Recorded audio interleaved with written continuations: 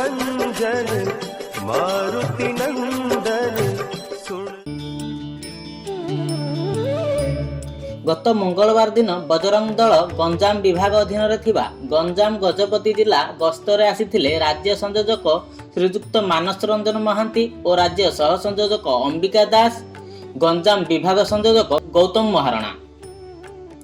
उभय जिला गस्त करी संगठन रूपरेख उपरे उभय जिलार कार्यकर्ता सह आलोचना करने सह आगामी दिन में संगठन में नूतन युवक मानक जोड़ा, समस्त ब्लॉक प्रखंड में संपूर्ण टोली निर्माण करने,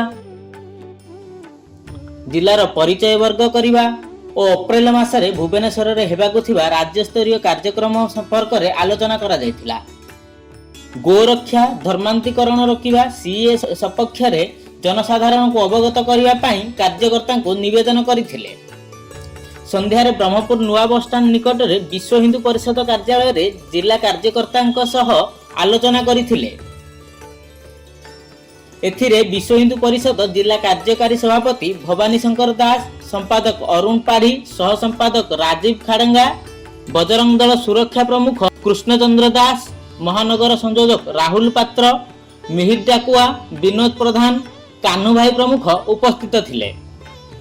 ब्यूरो रिपोर्ट न्यूज़ 7 ओडिशा।